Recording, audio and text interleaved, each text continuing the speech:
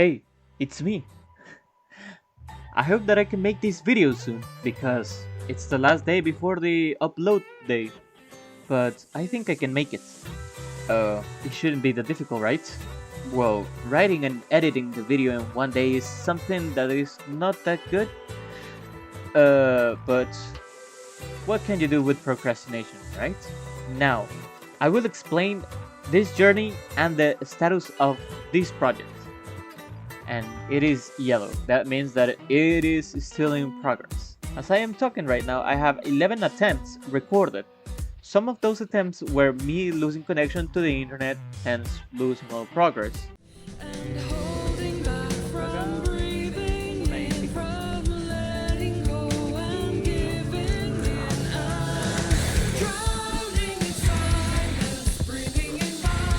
Go to sleep, go to sleep, go sleep, little pig. Go to sleep, gone to sleep. Go got time for you. Some others are getting really close to the ending and progressing. But before I dive into the topic of the Voyage of the Spear Easter egg in solo, I wanted to mention that I also been doing the daily challenges and also the challenges for the strike pistol, for like getting the gun into gold. Which, as you can see in the screen, I also have the initial gun in gold as well.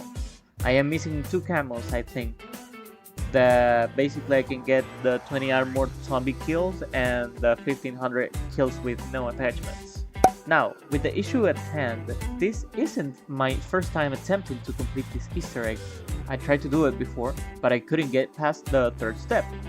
And now, I will mention what those steps were. I'm going to mention this as I feel what step is. I feel that this could be a lot more complicated or a lot more simplified, but this is how I view it. The first step, or step number 1, is to get the Sentinel artifact. The second step is to open the Pack-a-Punch. So basically the Pack-a-Punch are the 4 pedestals across the map. And with that leads us to the 3rd step, to see the alchemy symbols through the map and write the hours and minutes of the nearby clocks, inputting them into the levers in the 2 extremes of the ship. So basically, each Pack-a-Punch pedestal has 1 alchemy symbol. It symbolizes air, fire, water, and electricity, I think. I mean, it's like upright triangle, down right triangle, up dash and down dash. Those are the alchemy symbols. And basically those symbols will be carved out into the ship, and there will be clocks nearby. So basically you need to read the time of those clocks and input them into the levers that also have the alchemy symbols in the map. And it is kind of interesting, the design of those, but this video is not for that yet. That is going to come in the future. The 4th step is to search for electricity plugs in elemental reactions and kill the respective elemental zombies on the correct order. One thing of this step is that you can only kill 1 elemental zombie to activate this elemental plug per round. So basically it is round locked.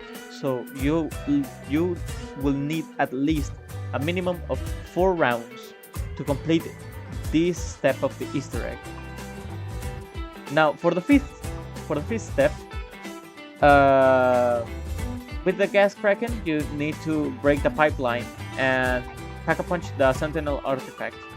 So basically this is done when you already activated the 4 elemental portals and you traverse the 4 elemental portals in the correct order, which those are, if I'm not mistaken, gas, water, electricity, fire, if I'm not mistaken.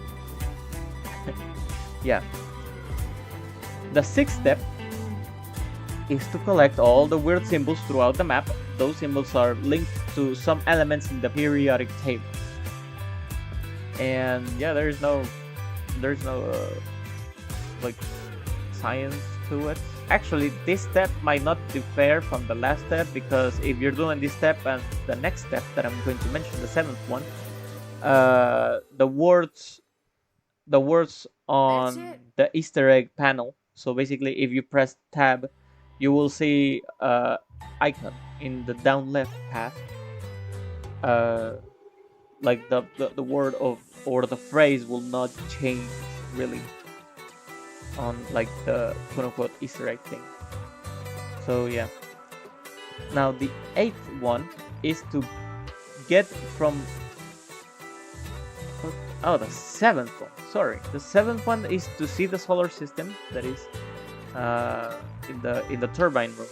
Oh shit! It's not the turbine room. It's like the other. It's like the subpart thing, like the part in the forecastle that is not in the forecastle. It's down there. It's where like the luggage room is basically.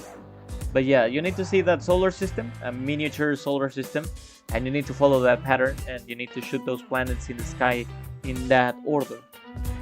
Now the 8th step is to get from the force castle to the poop deck before you freeze, basically. And the 9th step is to kill the boss.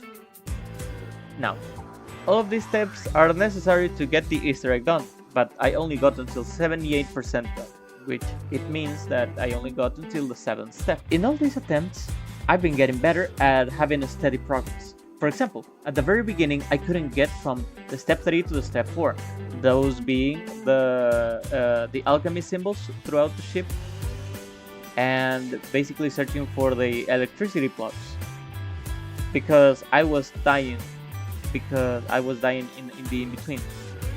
Or basically after that, I couldn't get the 7th step done because I was basically dying without activating any planets, and later on future attempts I will be getting at least 2 planets down in the sequence.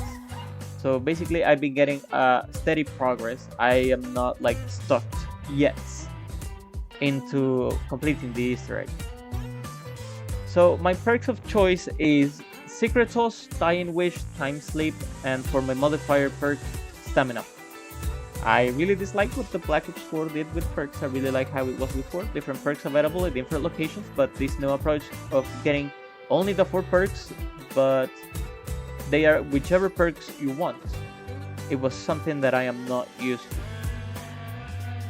But yeah, here it is basically the description of why I chose these perks. So Secret Sauce it is basically super cheap. It is 1500 points. And it will basically speed up the process, because I don't really care what perk do I get from like buying it. Dying Wish is a free down, so I won't lose faster.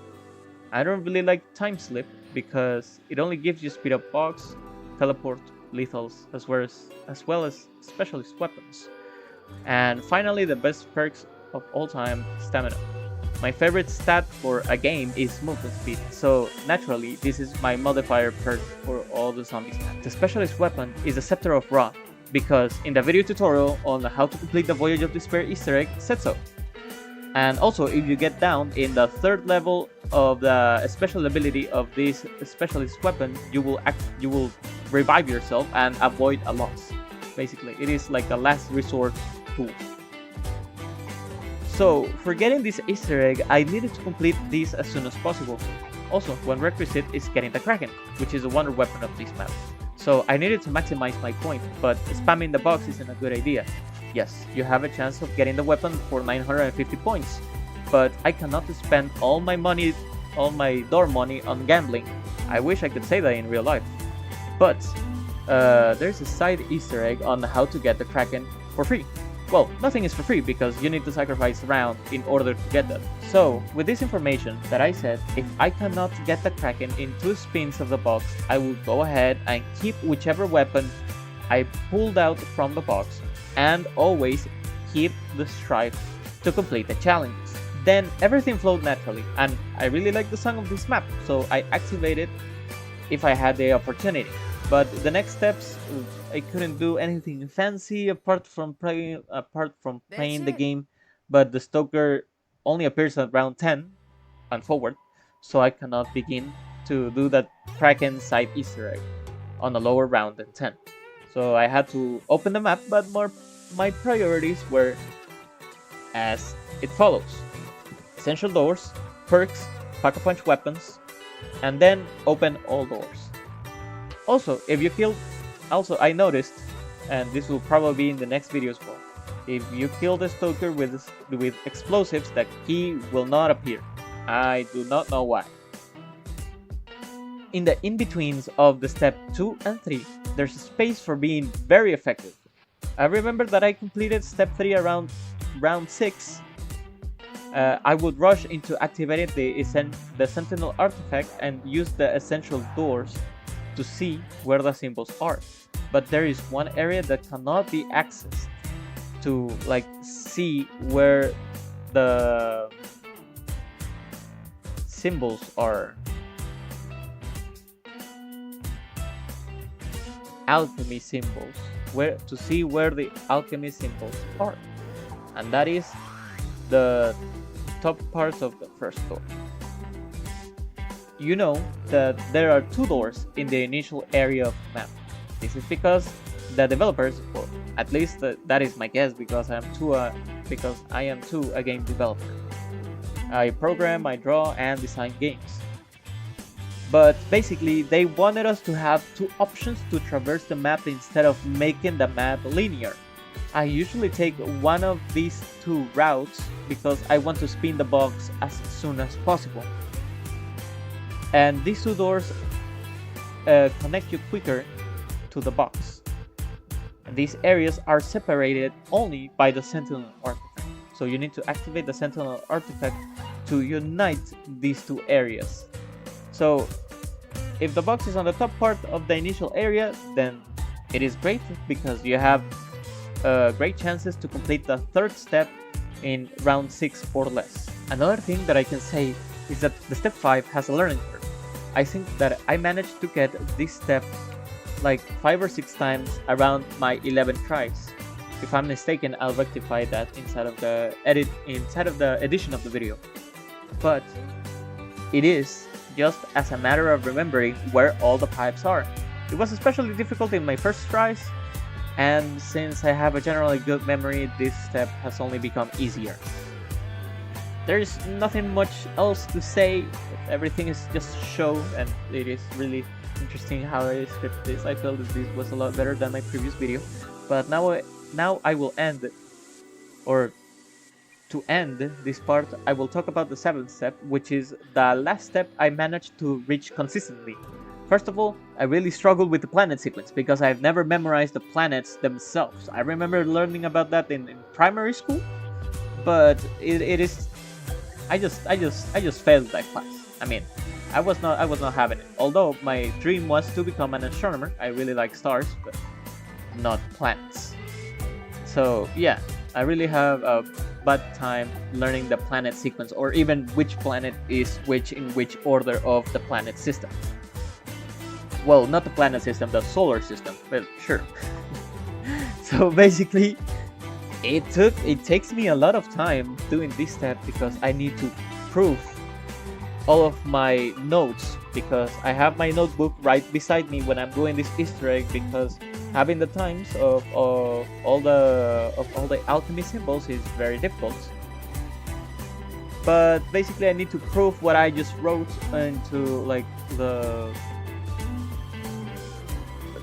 tutorial YouTube video guide, where like I follow the planet sequence and stuff.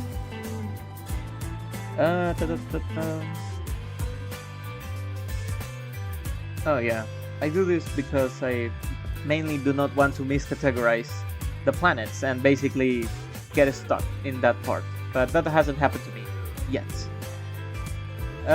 So the zombies in this stage of the Easter egg, which is normally round 19, round 23 normally. That's it? The zombies will stop giving you points. That means that this is a special round. So basically the zombies will not stop spawning and they will not stop attacking you until you eventually shoot a planet. When you shoot a planet, all zombies will disappear. And you will have, I think, 1 minute or a minute and a half to get into the part of the map and get the planet. The interesting thing there is that all zombies and one stalker will be swarming the planet for you to activate it, and that is a pretty steep learning curve for me because I wasn't able to get past through that. So yeah, I reached this part twice, as I could remember.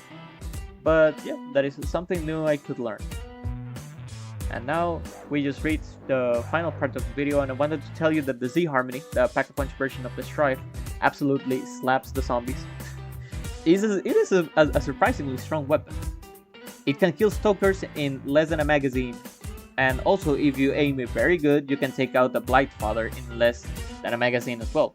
But you need to take into account that the Blight Father can have some iframes, or as developers like to say, invincibility frames, when you destroy their pus bags on their back. And yeah, there's nothing else for me to talk about. This has been me speaking to you, and let's see you in the next video, which is the interesting facts that I will probably do later this month, and I will keep trying to do the Easter egg in order for me to progress into the next project.